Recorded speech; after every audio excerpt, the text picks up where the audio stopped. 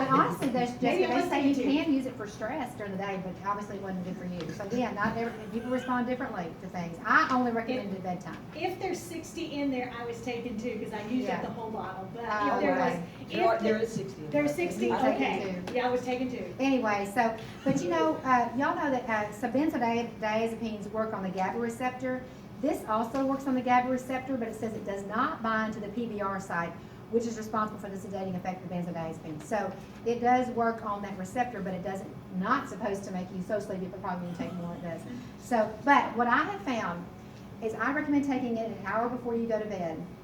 And because again, it's not supposed to make you immediately sleepy, it's just supposed to help you sleep better, okay? And so if you take it that hour before you go to bed, what I have found is that people who generally, they sleep more soundly and they wake up feeling rested. I feel a huge difference. And this is my favorite. This is what I take. Now I've taken melatonin too, but more often than not now, I'm taking the Serotonin. And because I feel like it's going to help you in a positive in a couple different ways, but also you wake up feeling rested most of the time, at least that's what my experience and a lot of patients that I've treated do. And then also, one of the doctors, Dr. Kendall Reed, who's a naturopathic doctor, and because of the effects on cortisol, she has a weight loss program, and she finds it helpful with weight loss. So I don't know on that, because I mean, like I said, I haven't taken a since because. yeah, but that's what she has used it for. And I also have found if people don't sleep well just with the Serotonin alone, if you take a Serotonin and 100 milligrams of L-theanine, that's an additive effect and can be helpful. Okay, and it's not going to be too much. Now, And the side effects of Serotonin, are those 2? I have not seen side effects, but what might be is, like you said, some patients might be sedating, but I think it's because you took 2. But interestingly, this does say on here, if you're taking other antidepressants or anxiolytic medications, consult your doctor. Well, I mean, I have patients who are taking, I don't recommend them necessarily taking like a Klonopin and a Serotonin at night. I take one or the other, okay? But now if you take a Klonopin and it doesn't make you overly sedated, then you probably could add this. You just have to be aware of what you're doing, and it could be additive effect. Okay. What would you like to get next? I think next, just go next slide. Ginger. Is it back one? Okay. Now, these are both things I'm confessing here is that again, in preparing for this lecture, I thought, oh, wow, these are interesting. Because I was going through the different things. And so actually, I don't have a lot of experience with this, with either of these. But I will tell you that I did do some reading and heard about the Stenatol Plus actually also has passion flower in it. Doesn't just, I think it has passion flower. And so passion flower is just an herbal thing that is supposed to be helpful for sleep, and has some evidence on that for being helpful for sleep. So that's where you get in with the passion flower, the valerian, the chamomile. And so there's a clinical trial that said 87% of adults who took the Stenatol said it helps them relax, reduces fatigue due to lack of sleep, allows you to wake up feeling refreshed. So again, it's just another thing to try. If you've tried this and that wasn't the thing for you, then maybe this one instead, okay? For lower plex, that has the magnolia, philodendron, B vitamins, and so those are also can be helpful for supporting normal sleep. So again, these are just a list of things to, and I think it's a matter of seeing which one's effective for you, which works best. I thought this was interesting. This is just this Yogi bedtime tea. As I was looking at, because I was reading about the passion flower and what things have passion flower. Well, this one is one of the best. It has passion flower, chamomile, and lavender, which we've all probably heard about lavender being good for sleep. Some people, I haven't even gotten into that, but the essential oil where they put the lavender on their feet, I think, is what some people say, and I've had patients who do that. But the valerian, and what I have read is that the passion flower and the valerian are actually, there are studies that are more effective, really more evidence-based. The chamomile, I've always heard of chamomile being good for sleep, but apparently not all studies are confirming that. So, okay. Okay, medical issues. Again, I would kind of just hit on that a little bit, but yeah, if you're, feel like you're waking up several times or snoring, you hear somebody tells you you're snoring, or that could be an evidence of apnea, and really that's dangerous. Really could be dangerous for your health, and so that's something that needs a sleep specialist, because you might be needing CPAP for that. And also, of course, weight loss is huge for that. My son, Wade, has we they finally scoped him, and his bone just protrudes a little, there may be a physical issue that you might, if you have severe yeah. apnea or something like that, he was having that, and he has a little bone that just tilts a little more than usual, and he has a slow, and one day he'll have to have that fixed, I'm sure, and they said that. So, but that requires a specialist, and those are some things that do not take your time on. I mean, get that taken care of. I mean, really. So, Medications. and what medications? Okay, so the ones that come to mind most quickly would be, stimulants, like if somebody takes Adderall or if they take Vyvanse, things like that. And then also there are certain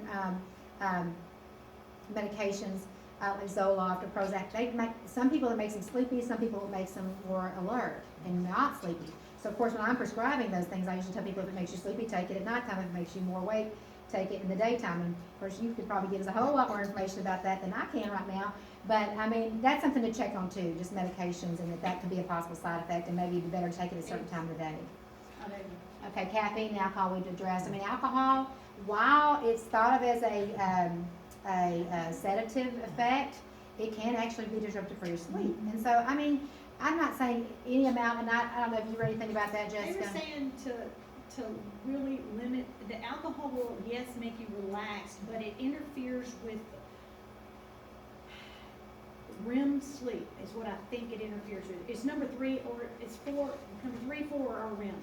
Mhm. That's where it's later on in the night is where it affects that. But I would as think, with caffeine. but I would think that that's one of those things that, like, It's I know in limited, general, yeah. for women, like they say, 4 ounces of wine or whatever is good for you, but probably after that amount, then it becomes maybe not so good for you. Yeah, that's what I said. They're limit. They said And just then said 8 limit, ounces. you know. Yeah, I mean, like we said, in moderation. Yeah. Okay, next slide. Okay, long-term effects of sleeping medications. Okay, so what I would say about sleeping medications is, I'm really thinking this how I treat my patients. If you have something you're taking and it's working for you, I don't have I prescribe it. I mean, I keep people on it. But there are some people that have some issues with it. And okay, if you look at any of the package inserts on that, they'll say take it for 6 months, or is it 6 weeks? I mean, it's not supposed to be forever and ever and ever. And a lot of people are taking it forever and ever and ever. And if y'all know, recently there was a study that came out, or a warning that came out, women should not take more than 5 milligrams of Ambien. And it's because they found that they were having more next day somnolence, they were having more confusion episodes. I mean, I have actually personally known 2 people who had almost near, I guess they took the Ambien, I don't know if she didn't realize she was taking it early or whatever, but got in the car and didn't end up, and I mean, it can really have a effect on people. And not everybody does. So there are people who are doing just fine with those things. But there have been people who get up and sleepwalk, and then there's issues with people having, I had another, one of my employees and was taking it, she wanted to let me know, she goes, I had a hallucination episode with it. And so these things are not common, but they can happen. So things from as much as, and I think what worries me long term is, I don't know long term if it's going to be negative for like memory loss, concentration, those kind of things. That's what kind of concerns me. But I don't know enough about that to tell anybody y'all shouldn't take it, But a lot of people just don't want to take it. So these are alternatives, or if it's not working. I had a patient who was taking Ambien every night, and that was not helping her sleep that much. And when she got on the L-theanine and this Random Plus, that actually was doing better for her. So it's just, something to consider. Yeah, and in some patients it can lead to, they talk about inability to concentrate, memory loss, next day somnolence, sedation, confusion. But I would be cautious about the 5 milligrams of the Ambien. I have read that and seen experience with the Lunesta seems to have less side effects. People also get tolerant to the medication, and they have to have more, to make them sleep. And then there was one other thing I was going to mention to you about that. Let me think. Oh, another option for sleep for some people that works really good, and I remember years ago going to hear Dr. Titelbaum at that conference, and he likes trazodone. Trazodone is a oldie but goodie, and it has lower side effects, and for some people it's effective. Okay. And Lunesta can have some of the same side effects, but I don't think it's as common as with Ambien. So that's what caffeine and does. It interferes even too much in your day. So limit your caffeine. I'll let you finish that, Jessica. Okay. So I'm just gonna touch very quickly, because she's already mentioned several things. The change in, how to do this, I don't know how to do it, I just touched it. A change in evening behavior habits. If there's something that you can do just to change your evening behavior habits, it's not easy to do, but it is a simple change over some other stuff. And so, good nutrition, she covered that. Exercise, walking specifically. Laura asked me one day, what is the number one exercise anybody can do? And it's walking. And can you get that off? I don't. Let me go, try to go back and. There you go, got it. Okay. Walking. Walking is the only exercise that soothes the adrenal glands.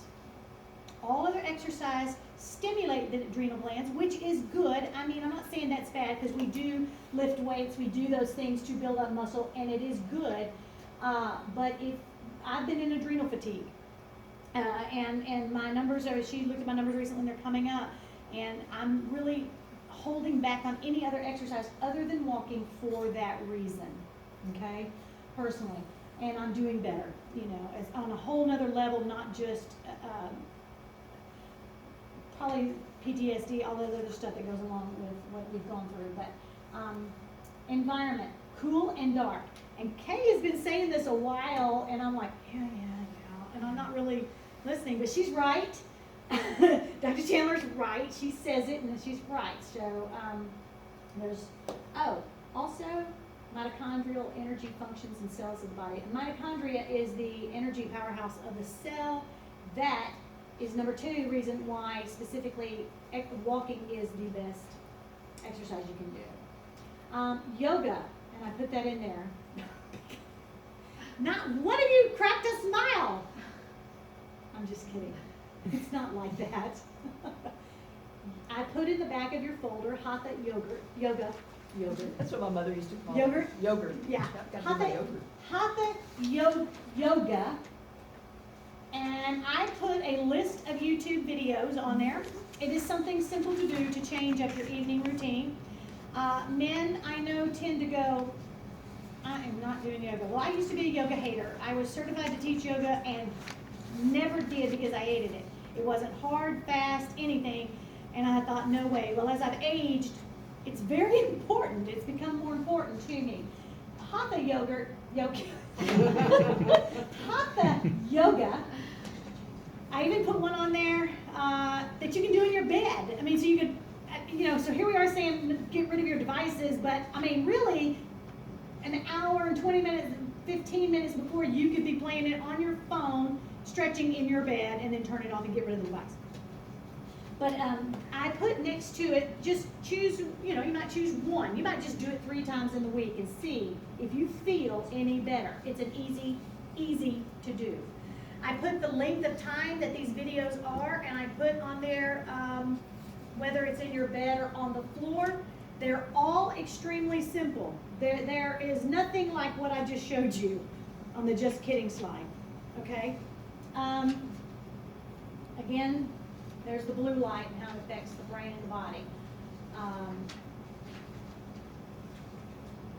Your children, your nieces, your nephews, your grandchildren, you might start helping them see this because it's getting worse and worse. They're so attached to their phones. So, and then all of a sudden I can look up, I can be connecting, and I'll get on Facebook maybe once a week, and the next thing you know, I've spent an hour or so on there, not intending, and really it took up my energy, my space, and time, when I could be doing something good for myself. Okay, and so I try to just do it once a week. Keep your bedroom a place of rest. Get your ideal lower temperature. I know Kay has said that before to me. And I don't know, I don't follow this, and my mattress is lumpy, but it says every 10 years, and over 40, it's every 7. I think it's expensive. But this is from the Sleep and Research Institute, so I mean, they've done a lot of studies on this, and so I thought this was interesting, hide the clock, turn the clock away. You can have your clock, but hide the clock, okay? Darken the room, even the small little blinking lights from something can, make sure your room is quiet. Or put a, it says in there, put a, what is it,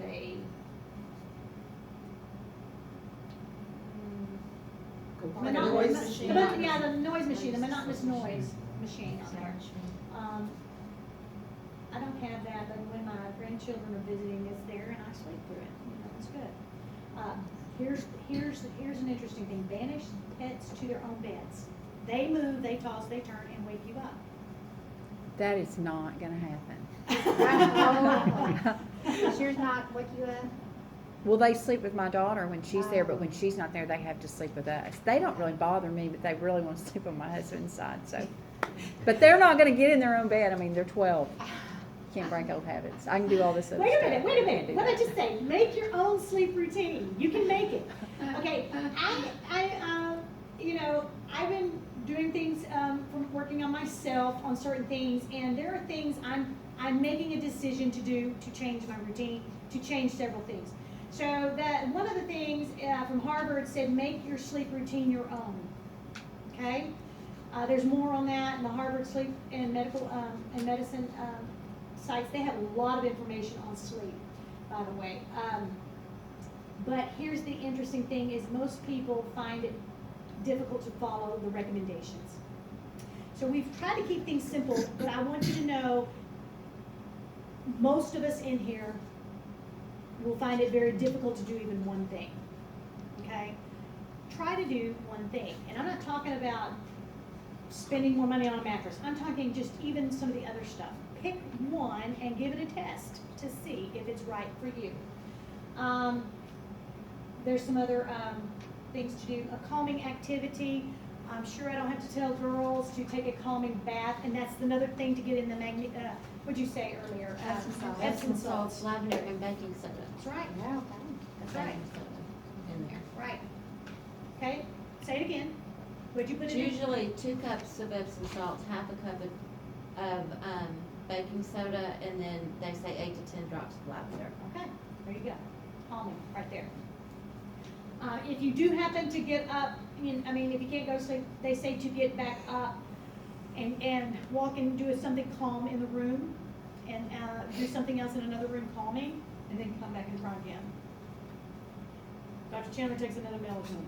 Yeah. And so consistency, but here's the thing, is to make yourself a priority, take care of yourself, so you can take care of others. Here's what I hear all the time, a victim to excuses. We're in such a hurried world, and people come in and tell us all the time, oh, but here, I have this, and this, and this. I've got this, and this, and this, and this. Well, they can make a choice to do some things differently, and they may not change it overnight, this, and this, and this, and this, but they can change a little bit to slow the pace a little bit, okay? Do not self-sabotage yourself, because if you're not taking care of yourself and you're putting too many times other people first, then you are still denying one person, that one person would be you, okay? So that's all we have, but if you have specific questions for Dr. Chandler, this is where the time for Q&A, if you'd like to do that. And I know Michelle brought, Yeah, I was Okay. just curious on Yeah. magnesium, Yes, let me look. what you said. Okay, magnesium as aspartate or oxide. Now, what they were saying is more, not gluconate so much as glycinate or citrate, but the B6 is really good. Let me double check. I'm gonna look at my, because that may have been one of the ones. I recognize the citrate and glycinate more. I'm gonna check on the aspartate. I'm gonna just, what is this one? Is this? D. And that's good. I think most people can benefit from 5,000 a day. It's not gonna be too much, at least 5,000 a day. I used to say, you agree? It's so funny, when this first all started, they're like 400 a day. I'm like, that is not gonna be a thing. I can tell you from checking people's levels, even 1,000 a day is not enough to bring it up too much, and even 2,000. So 5,000 a day is just a good round amount, and it's never gonna be too much. Because the only time I've ever seen somebody go too high on their vitamin D, they were taking 50,000 twice a week. Then they went too high, but that's the only time I've ever seen it go too high. Okay, let me see. Here we go. Most absorbable forms are magnesium citrate, glycinate, or aspartate. This is good. Okay? Is that enough? And let me Like look, yeah, I said 400. They said 400 to 1,000. You could take two. Yeah. And one other thing too, I just, like I said, I like to kind of share different experiences. I had another patient once who was really worried about sleeping, had a hard time sleeping, and was taking Ambien and wanted to get off the Ambien. So she started just taking a little less. And she kind of also had this kind of epiphany realization that if I wake up, and this may not be anybody's issue here, but sometimes people wake up in the middle of the night and they want to say, I shouldn't wake up at all in the middle of the night. And it really bothers them to wake up in the middle of the night. And then if they wake up, then I'm never gonna fall back asleep.